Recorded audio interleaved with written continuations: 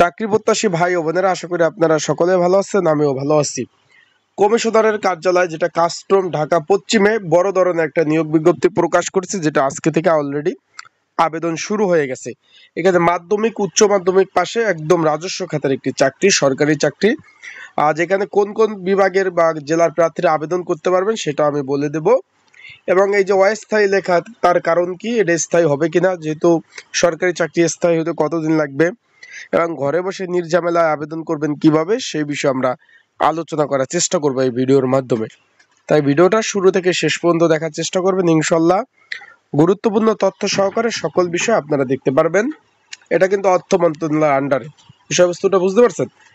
এখন প্রথমে এখানে রয়েছে পদের নাম, শিক্ষাগত যোগ্যতা এবং কোন কোন জেলার প্রার্থীরা আবেদন করতে পারবে।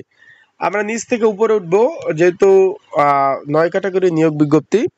এটা পরীক্ষা খুব তাড়াতাড়ি হবে, আবেদন শেষ হওয়ার আগে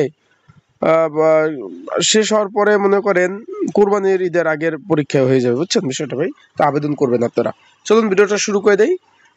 এখানে আমরা দেখতে পাচ্ছি যে 18 থেকে 32 বছর যারা রয়েছে সকলেই আবেদন করতে পারবেন। এখানে আমরা প্রথমে দেখতেছি অফিস সহায়ক পদ রয়েছে 20 নাম্বার গ্রেডের 15টি শূন্যপদ, 8,250 টাকা থেকে 20,010 টাকা। কোনো স্বীকৃত বোর্ড হতে মাধ্যমিক পাস থাকলে আপনারা আবেদন করতে পারবেন, এবং যারা মাদ্রাসা থেকে পড়াশোনা করছেন দাখিল পাস থাকলে আপনারা কিন্তু আবেদন করতে পারবেন। এটা কিন্তু 4র্থ শ্রেণীর চাকরি। দেখতে পাচ্ছেন 15টি শূন্যপদ রয়েছে। তারপর রয়েছে আপনার ডেসপাস রাইডার একটি পদ রয়েছে। এখানে আপনার উচ্চ মাধ্যমিক পাশে আবেদন করতে পারবেন, কিন্তু মোটরসাইকেল চালানোর অভিজ্ঞতা থাকতে হবে, লাইসেন্স থাকতে হবে, 18 নাম্বার গ্রেড। তারপর রয়েছে আপনার এই যে ডকুমেন্টারি যে মেশিন অপারেটর রয়েছে 2টি, 18 নাম্বার গ্রেড, উচ্চ মাধ্যমিক পাশে আবেদন করতে পারবেন। যেটা আপনার সহজভাবে আপনারা বুঝবেন যে ফটোকপি মেশিন অপারেটর বলে এই পদগুলারে, বিষয়টা বুঝছেন ভাই। এই পদে নিয়োগ দিচ্ছে 2 জন লোক, দেবে আবেদন করতে হলে অবশ্যই ফটোকপি মেশিন চালানোর আপনাদের অভিজ্ঞতা দক্ষতা কিন্তু অবশ্যই থাকতে হবে। তারপর রয়েছে সিপাহী পদ।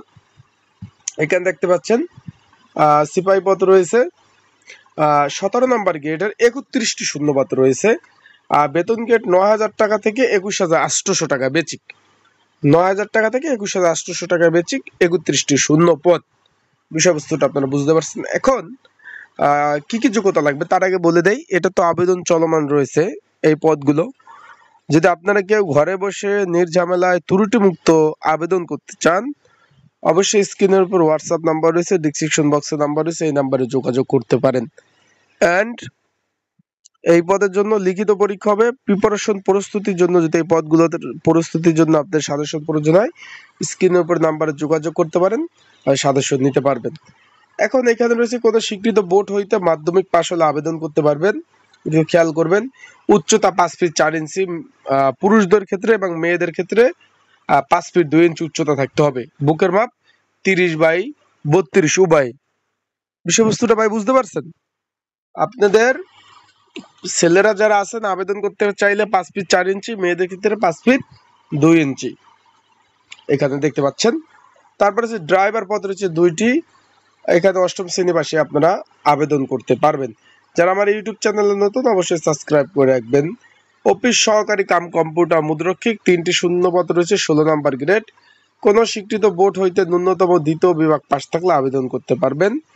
এখানে মাধ্যমিক সার্টিফিকেট থাকলে এবং কম্পিউটার চালানোর ব্যবহার থাকতে হবে, চালানোর আপনার অভিজ্ঞতা থাকতে হবে।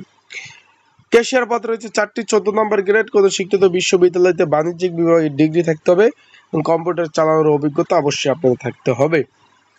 তারপর উচ্চমান সহকারী রয়েছে 4টি, এবং তারপর রয়েছে 7 মুদ্রক্ষী কাম কম্পিউটার অপারেটর 2টি। এই পদগুলোতে কিন্তু আবেদন চলতেছে।